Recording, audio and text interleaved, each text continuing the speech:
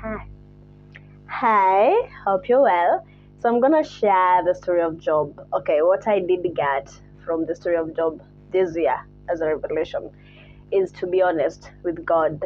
Okay, for those who do not know the story of Job, you can go and read the book of Job, but just to paraphrase it, it was a man who was very faithful and he was very rich. And when the enemy saw this, because it was a man that even God was bragging about to the enemy, the devil, I mean, and the devil was giving excuses that he is only faithful because everything is going smoothly in his life. And now God allowed him, gave him the opportunity to bring calamities to his life, like he lost his sons, daughters, all his wealth, even his health deteriorated, even to the point where when his friends came to sympathize with him, from afar they couldn't even recognize him. So imagine you are that sick that even the people who've known you for years can't even recognize you, and that they even remove their clothes to wail like you're a dead man, really. Anyways, it wasn't funny, but it was that bad that they stayed silent for 7 days before Job started talking. And this was someone where even the wife got to a point where he told him that, why don't you just denounce God and die? It was like you're already a dead man. And you see Job telling him that he's talking like a foolish human, that why would we allow the good that God gives and not allow the troubles that God allows to happen to us? And now when you look at how Job was lamenting, and his friends giving also their feedback, talking on behalf of God, kinda, and after all these conversations back and forth, now God speaks, answers them. The voice of God speaking literally now to them, to Job now. And later, after God has spoken and stuff, and now Job understands, Job repents, and now God reprimands his friends, telling them that what they said about him is not true. Now, this part got me a little bit confused. I was like, the way the friends were replying, was this not? how is it a lie of who God is? And then it clicked. Like, what Job was doing, Job was just, how can I put it? About his own life. Like, he didn't see the value of his life at this point. And also now feeling and also questioning why these things were also happening to him now unfairly. And that place got me. Because it's the same person who said, why would we not allow trouble? But when you get to a point where it's so confusing, because you feel like you've done everything right, and why is now this happening for this kind of a period of time? And the way the friends were speaking was in a position where you shouldn't complain to God.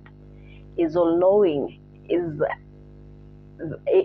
I am, right? And I was like, God, what did they say wrong about you there? And I get to a point where there's a spirit reminding me that I have to be honest with God.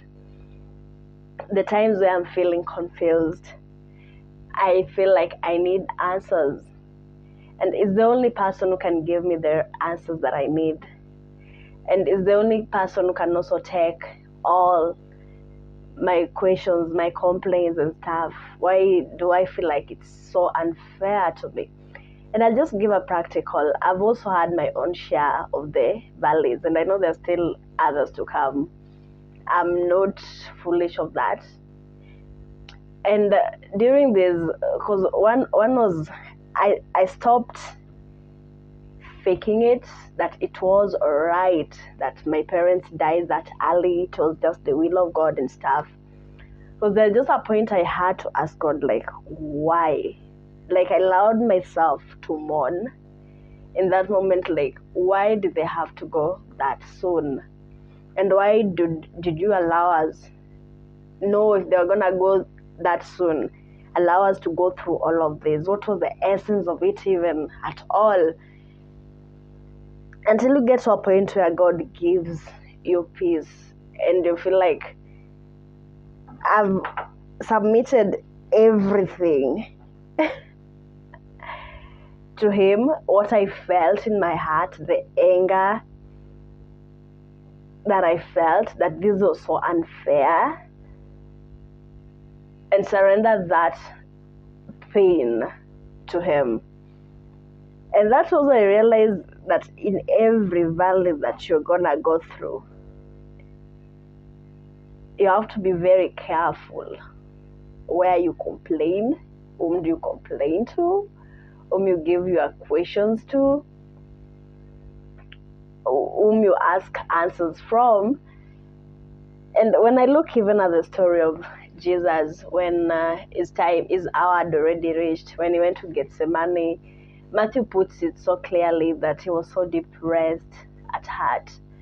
And what he did was just go to the secret place and be open with his Father, even to the point of death, when he was saying that this cup is too much for me, take it away from me. But if it is your will, let it be done. That God is not afraid of our honest truth of how we feel of how things are. But when you get to a point where you surrender and you also know that God is I am, He never changes. He still remains to be the loving Father that He is. And when the time is right, He will answer. Because during those seasons, most times, He is very silent. He is very silent. And when you see when now Job replied after God had answered him, that's in Job 42, that when he said that I have heard of you, but now I have seen you. And I just want to put this question across to you. Have you seen God? Or you've just heard about Him, read about Him. Have you really seen God?